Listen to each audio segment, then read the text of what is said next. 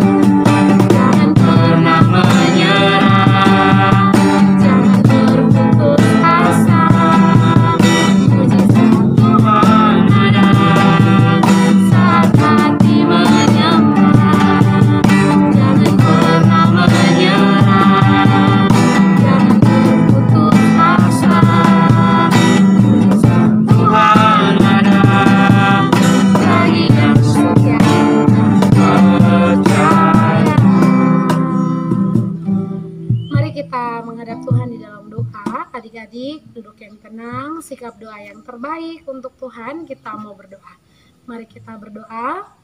Tuhan Yesus yang baik, terima kasih karena sudah mengasihi kami sampai di pagi hari ini. Tuhan masih memberikan kami kesempatan untuk kembali bernyanyi, memuji Tuhan, sekalipun kami melakukan ibadah kami di rumah.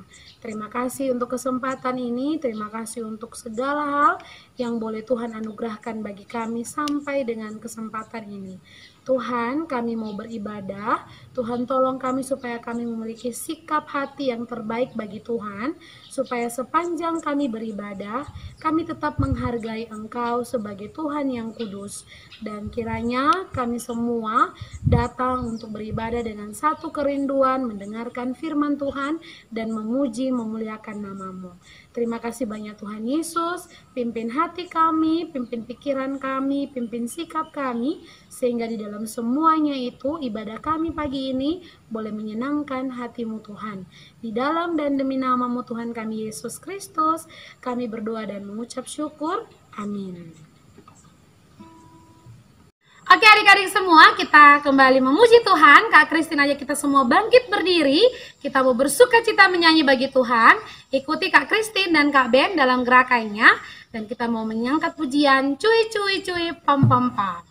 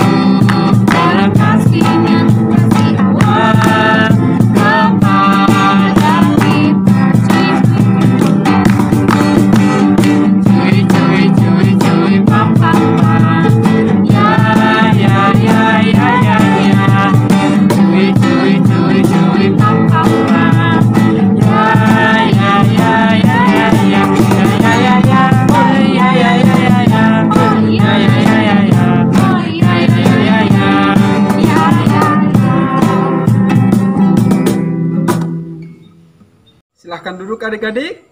Kita akan memberikan yang terbaik untuk Tuhan sebagai rasa syukur kita karena kita adalah orang-orang yang diberkati Tuhan. Kita akan mengumpulkan persembahan dan kita memuji Tuhan, aku diberkati.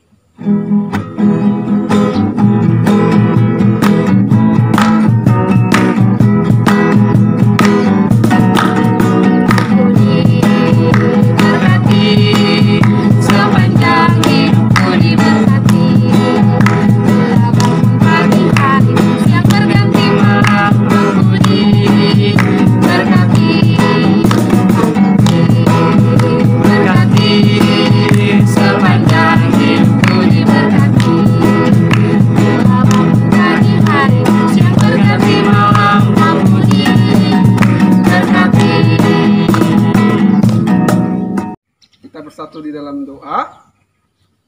Bapa di sorga, Tuhan kami bersyukur karena Tuhan masih terus memberkati kami dan Engkau Allah terus melindungi kami di dalam kehidupan kami. Kami anak-anak Tuhan juga ada dalam kesehatan dan kekuatan yang daripada Tuhan. Bersyukur karena Tuhan memberkati kami dan kami juga boleh memberikan apa yang sudah Tuhan berikan kepada kami sebagai rasa syukur kami kepada Tuhan.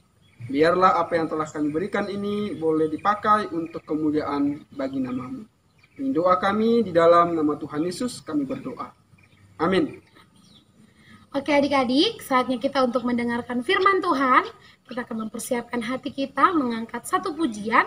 Tapi Kak Kristin undang kita sekali lagi bangkit berdiri. Kita mau menyanyikan lagu sukacita, berani tampil beda.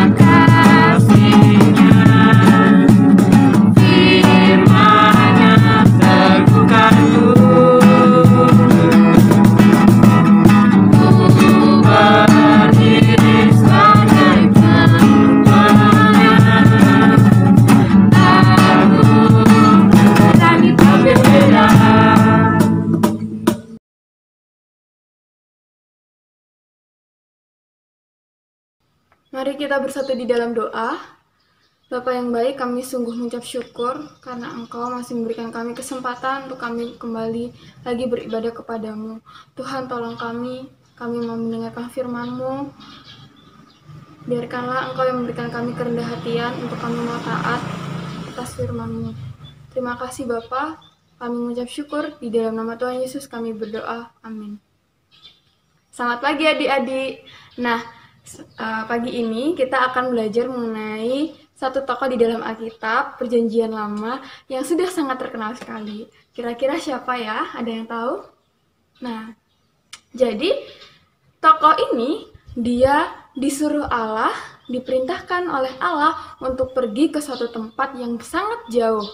Dan masalahnya adalah ketika Allah memerintahkan tokoh ini, dia tidak tahu sebenarnya di mana tempat itu. Ada yang tahu siapa? Coba pikirkan. Ya, benar sekali. Dia adalah Bapak Abraham, ya. Sebelumnya, mari yuk kita sama-sama simak video yang satu ini untuk melihat bagaimana perjalanan Bapak Abraham. Ini dia videonya.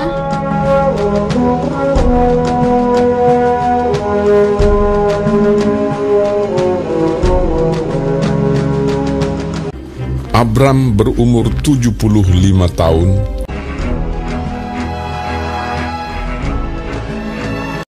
Berfirmanlah Tuhan kepada Abram, "Pergilah dari negerimu, dan dari sanak saudaramu, dan dari rumah bapamu ini ke negeri yang akan kutunjukkan kepadamu. Aku akan membuat engkau menjadi bangsa yang besar, dan memberkati engkau serta membuat namamu masyhur, dan engkau akan menjadi berkat. Aku akan memberkati orang-orang yang memberkati engkau, dan mengutuk orang-orang yang mengutuk engkau. Dan olehmu semua kaum di muka bumi akan mendapat berkat."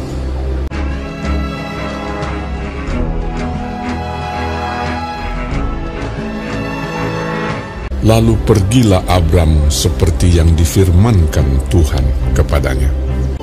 Abram membawa Sarai istrinya dan Lot anak saudaranya, dan Lot pun ikut bersama-sama dengan dia, dan segala harta benda yang didapat mereka dan orang-orang yang diperoleh mereka di Haran. Ia berangkat dari Haran. Mereka berangkat ke tanah Kanaan.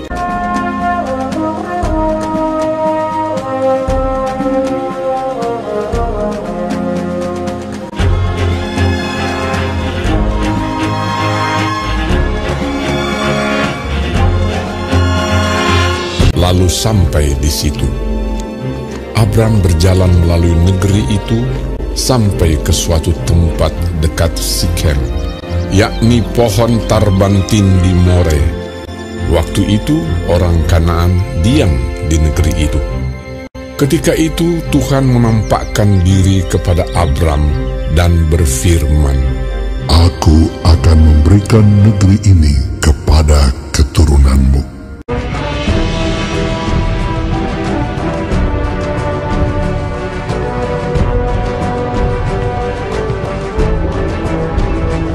Maka didirikannya di situ mezbah bagi Tuhan yang telah menampakkan diri kepadanya.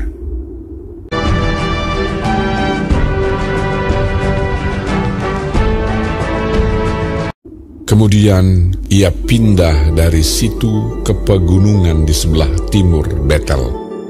Ia memasang kemahnya dengan Betel di sebelah barat dan Ai di sebelah timur. Lalu ia mendirikan di situ mezbah bagi Tuhan dan memanggil nama Tuhan.